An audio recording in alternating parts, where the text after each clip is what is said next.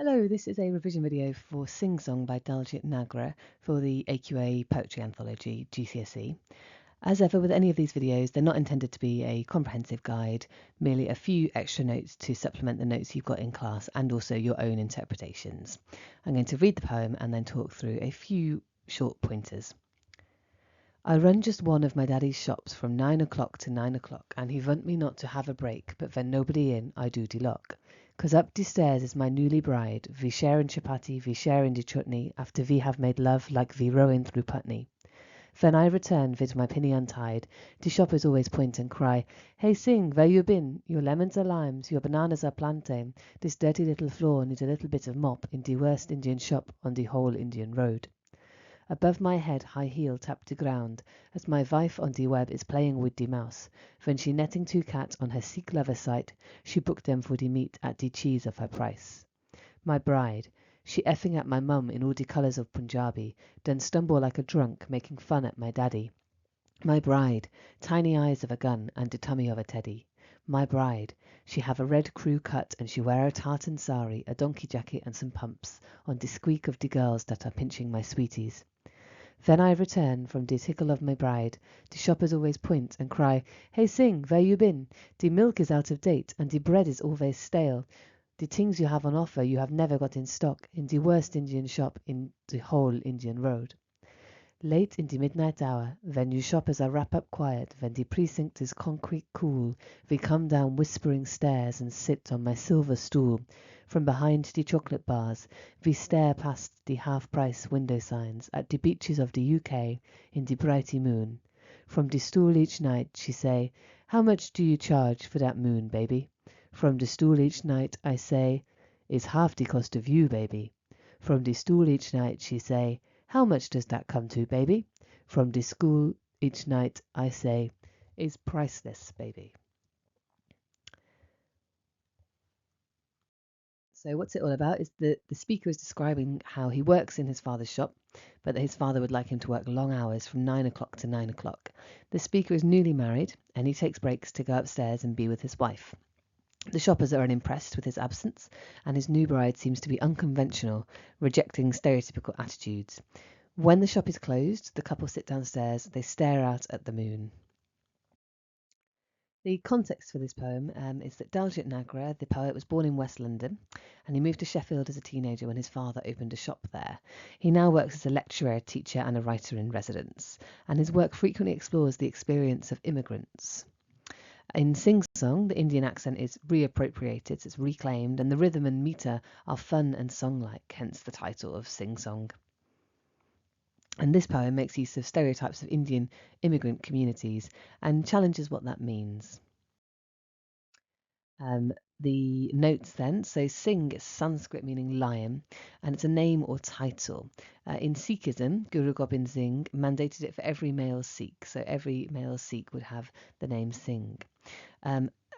Sing Song suggesting an upbeat rhythm, and therefore the pun on the name it shows you that the poem is going to be quite humorous and not too serious.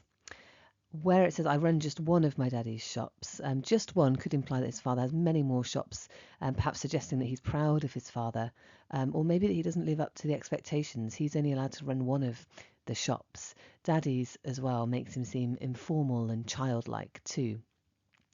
All the way through the poem, you've got repetition of D and V sounds, and they're rhythmic and alliterative. So they're a mixture of the Indian accent, and the phonetic spellings are used to replicate those sounds.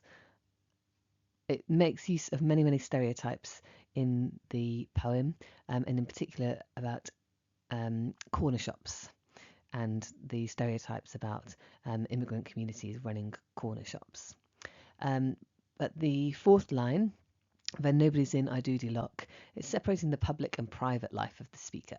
So the public life of being downstairs in the shop and being the looking after the customers, and then what he has behind the locked doors in his private life and his relationship with his new wife. In the second stanza, you've got the anaphora of visher, and the assonance of the E sound in the word V, but also in chapati, increases the pace and the rhythm, which mimics the rushed time that he has with his wife before he has to go back to the shop. There's a comic simile to describe the passion of their marriage, like the rowing through Putney, um, which is referring to the famous boat race between Oxford and Cambridge, which goes past Putney. Then I returned with my pinny untied. So it's a euphemistic phrase suggesting that he's been with his wife, and following on from the less euphemistic and more direct, making love like we're rowing through Putney in the previous stanza. The love for his wife and his desire to be with her overrides his economic concern or his public pride. And when he comes back, this part in italics is representative of the customers, and what they call out to him. So there's a conflict between the expectation of what the customers are going to get and the reality. And the refrain, "in the worst Indian shop on the whole Indian road." You can interpret the shoppers as being friendly, or reprimanding and upset by his absence. The next stanza I find the most ambiguous. There's puns on cat and mouse, and the use of the internet, and it's very ambiguous. Is the wife being faithful to the husband? Is she looking for a new lover? It's unclear exactly what she's doing. Perhaps there's a suggestion of being unfaithful, or perhaps she's after something else. And the next three stanzas, slight change in tone, and they all start with the anaphora of "my bride." And this could be interpreted in several ways. It could show pride, it could show disbelief at the less than stereotypical behaviour she displays, or it could be also interesting that he still refers to her as a bride, not a wife. I like these stanzas. I like the imagery that's used in them. And all the colours of Punjabi is vibrant, and she is full of life, full of energy. You get the idea of unexpected behaviour, and as a result, the potential conflict between the bride and her new in laws. So she's swearing at the mother, she's making fun of the father. The second stanza on this slide, you've got tiny eyes of a gun and the tummy of a teddy. And these are unflattering descriptions, but they contrast each other too.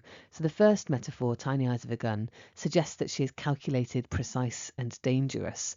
And the second metaphor in that stanza undermines that because it suggests that she's lovable and cuddly.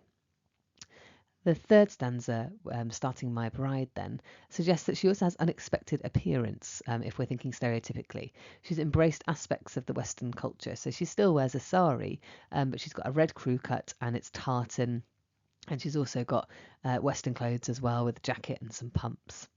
And the last line in that stanza, "on the squeak of the girls that are pinching my sweeties," it refers back to the cat and mouse stanza, and it is the wife again that's doing the chasing. And when I return from the tickle of my bride, it's very euphemistic, which has already been sort of echoed and talked about earlier on in the poem. And you've got the second reprise of the shoppers, starting with the same line, "Hey, sing, where you been," and then ending with that refrain about the worst Indian shop on the whole Indian road. And same as before, really, it's unclear whether the shoppers are really angry or whether they're quite friendly and just wondering where he's been. Late into midnight hour, the new shoppers are wrapped up quiet. So this is where he's directly addressing the reader at this point. And so we become one of those shoppers that has been criticising him for leaving the shop. And when the precinct is concrete cool, we come down whispering stairs and sit on my silver stool. And I think there's some lovely consonants and sibilants here. So the alliteration in the C sound and the sibilants of the S sound really slows the pace. And I think it marks a change in tone. It stops being as humorous as it has been. And I think the tone becomes more measured and calm, which reflects the closure of the shop and the peacefulness that would be left behind. And the last few stanzas then, in conversation with the bride, from the stool each night she says, "How much do you charge for that moon baby?" And the anaphora shows the tenderness between the couple. Or you could argue it shows the repetitive nature of their interactions. I think it marks a really tender ending, which suggests that money is less important than love and passion. You could argue against this, and you could say that the bride in particular is very economically driven and she's worried about the cost of things. But I think actually it shows the tenderness in their relationship and reflects the passion and the desire that's been shown all the way through. In terms of form and structure, there's a song-like structure with a refrain, and that matches the title. And the anaphora makes this seem an upbeat and joyful poem, in my view. Thank you very much.